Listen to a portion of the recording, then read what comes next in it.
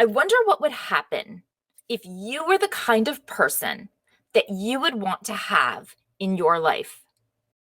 This is a really difficult question to consider because we'd all like to think that we are exactly the person we should be.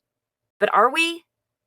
And is this even the same thing as being the person you'd want to have in your life? Who are the people that you like to be around? What do you like about them? What expectations do they meet? I know that I love to be around people who are fun, graceful, and confident. I expect and hope that the people in my life will be kind, patient, caring, and supportive. It would be just lovely if the people in my house, in my life, were always grateful and helpful. That's the easy part. This is where it gets harder. Are you that person to others? Are you that person to yourself? Treat others the way that you would want to be treated. The golden rule, the most basic of concepts in theory. So, why is it so hard for us in practice? In the last episode, when we talked about stress, we said that we often save our worst behavior for those we are closest to. Because of a concept we said was non-volition, we feel safe and comfortable, like we can be the worst version of ourselves, and they're trapped, stuck with us. They can't get out. What if we brought that person we would want in our lives into theirs? When I complain about work, I want my husband to listen and to hear me, to pay attention to what I'm saying, and to support me, to always be on my side. But do I do that when he wants to complain about work? When I make a mistake, do I want someone telling me, well, I told you this would happen, or lecturing me, telling me how I should have done it, or how their way was better, or how they knew the answer and I didn't? Of course I don't. So why would my teenager want to hear that? Do I respond well to someone telling me to calm down or that I'm being dramatic? That would be a hard no for me as well. So again, why is it surprising that a teenager doesn't respond well to it? How would your relationships improve if we applied that type of empathy to them? If we saw a situation and decided to be the person we would want around us if we were in that position? Our relationships would take on an entirely different level because most of us have the same fundamental needs. Be the strength you want to see in others, and you'll make them stronger. Bring the kindness and compassion you want in your life to others' lives, and you'll start to feel it too. Be the patience and understanding that you need. Surround others with the joy, gratitude, and happiness that you want around, and it will surround you too. But I know some days that's a lot harder than others. I heard one of my favorite instructors say in an interview that we need to be the superhero version of ourselves on those days. And I loved that idea. I can't imagine that Wonder Woman or Captain Marvel wants to be super every damn day. But sometimes you just gotta put on the gold boots and cape and play the role. Be the kind of person who you want in your life. Can you be that person?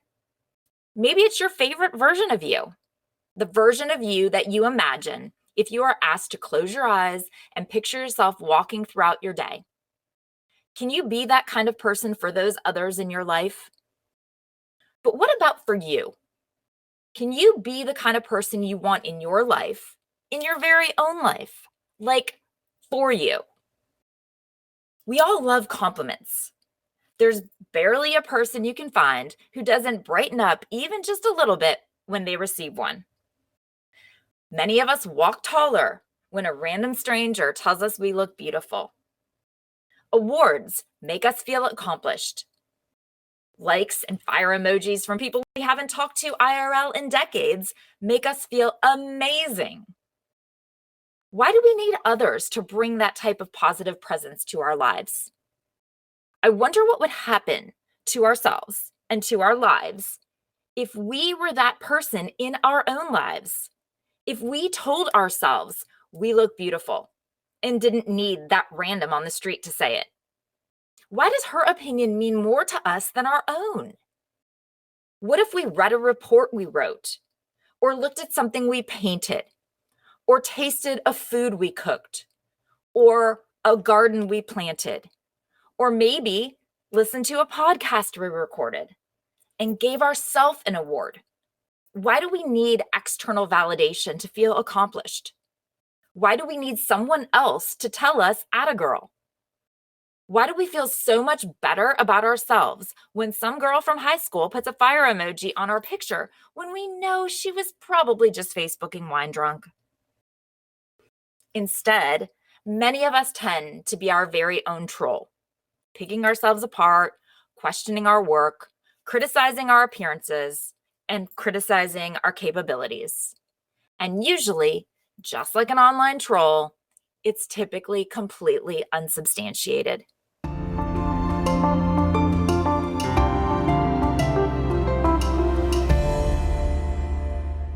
Hey guys, it's Jen, and this is Reframing Me.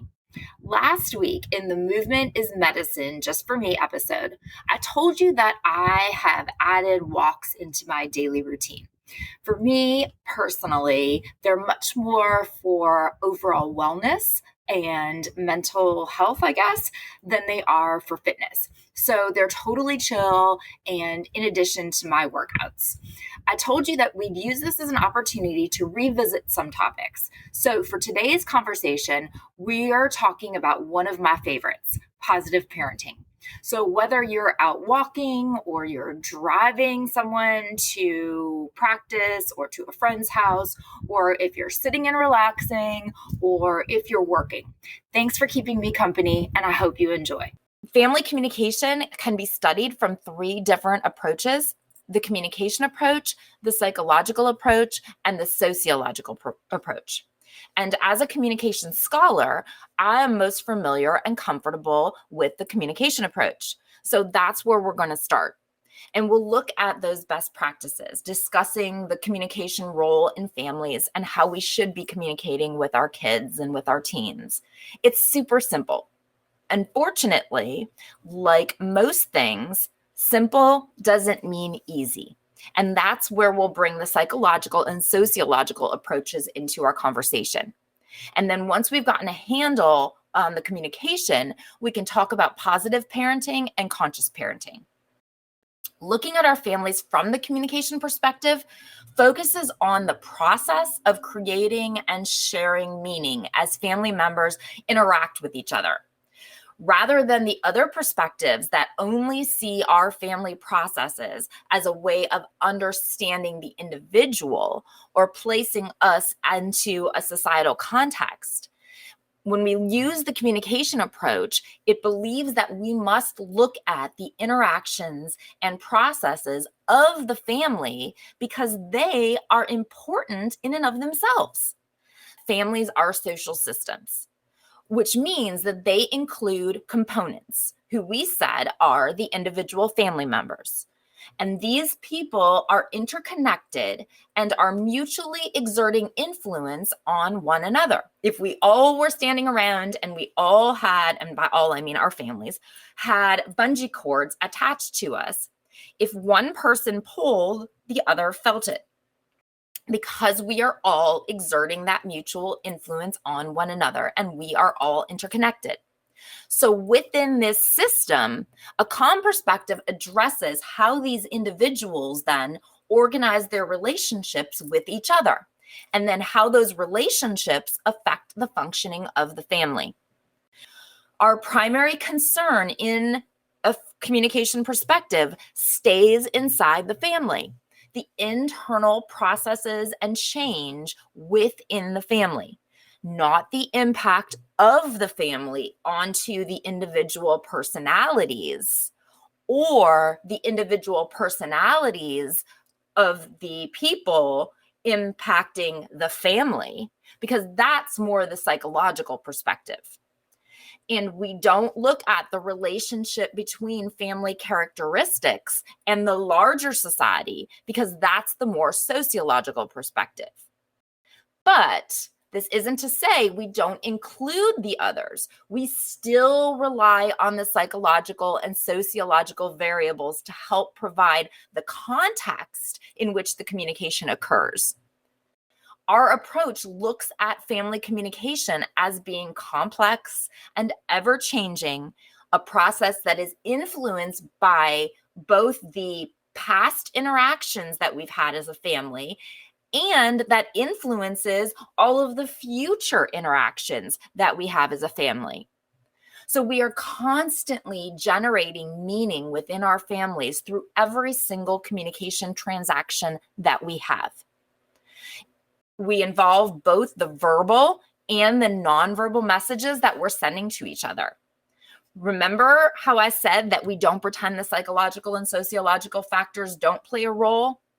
Well, in addition to the verbals and the nonverbals, we also include each family member's perceptions, their feelings, their thoughts. So those psychological factors, what they think about the interaction, how they take it, how they feel about it, based on the psychological factors that they have. And then we also include the cultural, historical, and environmental contexts that these communication exchanges are happening in. So the sociological factors.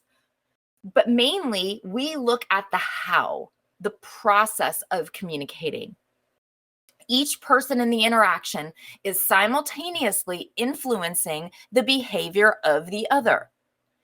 This makes our family's communication a jointly constructed activity. We are each using the verbal and nonverbal messages to convey a meaning to each other. And the other person is using verbal and nonverbal messages to modify their own message in response. We will then take their response as feedback to our message, and we will send another one, and so on from that. You can see how your message goes to your teen, who then responds accordingly in a way that gives you feedback on your original message. Every message that we send is part of this ongoing sequence, even if it's hours or days or weeks or months apart. We modify what we say based on how we anticipate that they will respond because of their prior responses. And they do the same.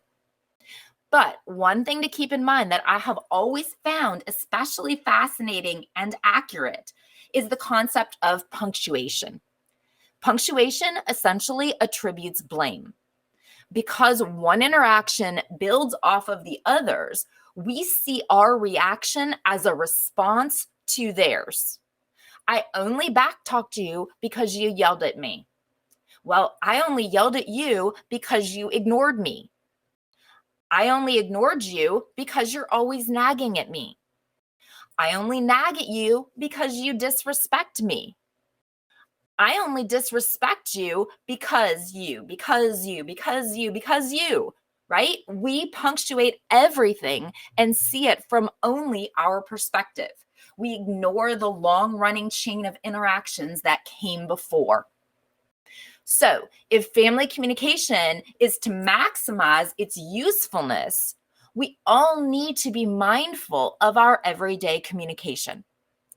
Families need to consciously scaffold family communication episodes in order to help children to learn positive communication. We need to frame things as like teachable moments rather than simply reacting in anger. We all need to be more mindful of our message choices and their positive potential. We need to think before we speak.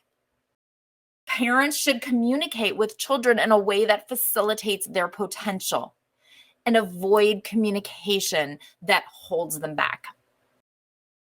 As parents, we need to create a positive communication climate to encourage their learning, their growth, and teach them that we can forgive mistakes.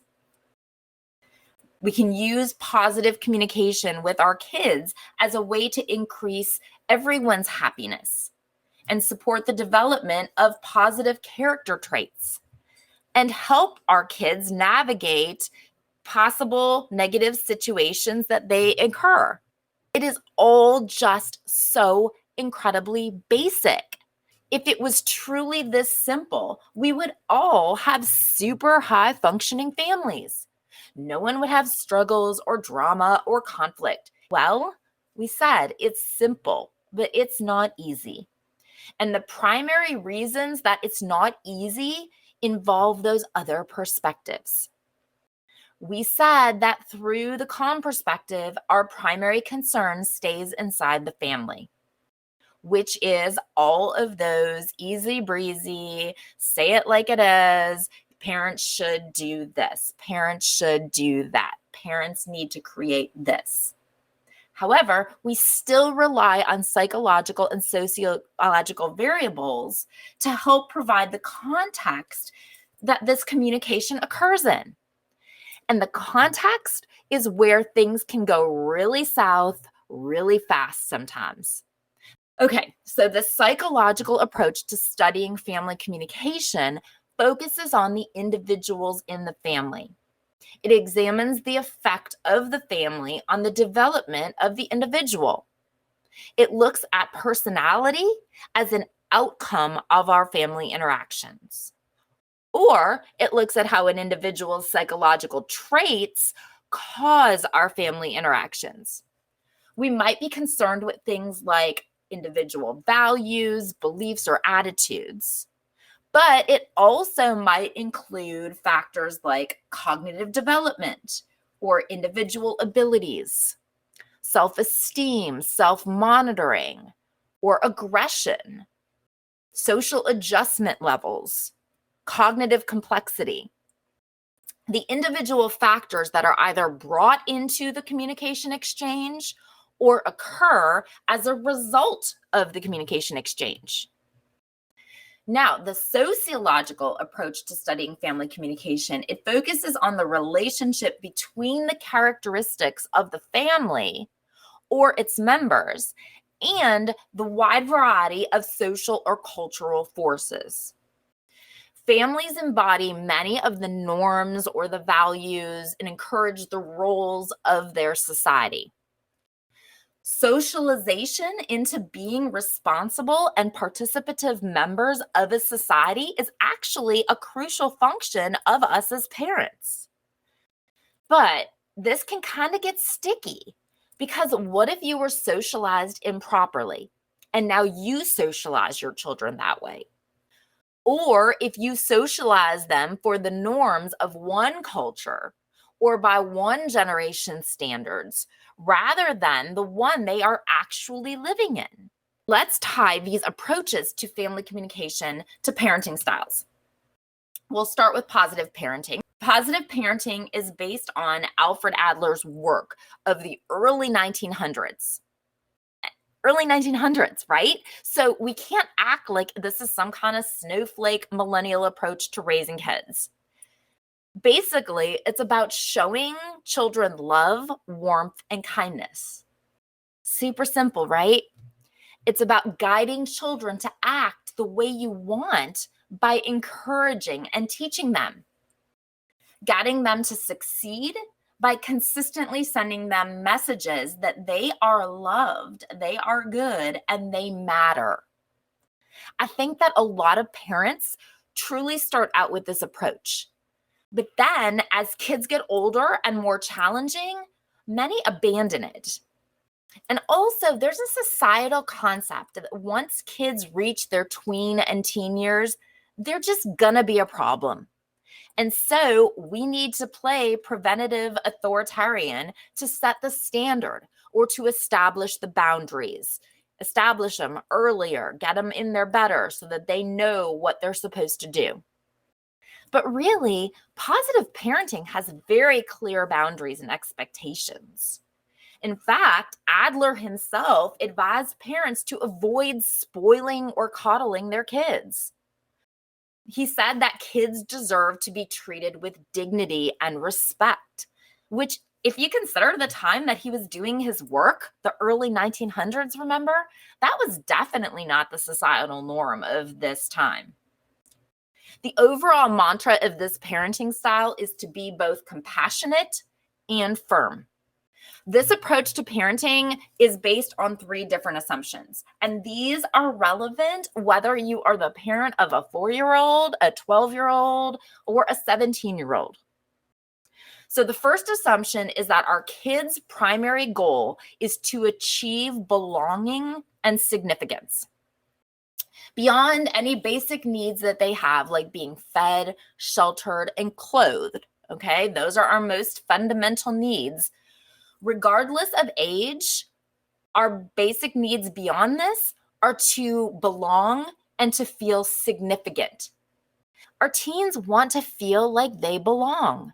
They want to feel wanted by and connected to the important people in their lives. Our teens want to feel significant. They want to feel like they matter, like they are capable, like they are needed. They want to feel like they are making meaningful contributions to the family and that they have some power or some control over their world, just like we do. When we take away their feeling of control over their lives, rather than exerting their power in a positive way, they're going to exert it in a negative way. They're going to take back that power any way that they can.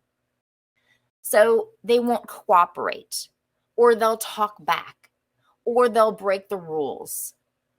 So the second assumption of positive parenting is that all behavior is goal-oriented.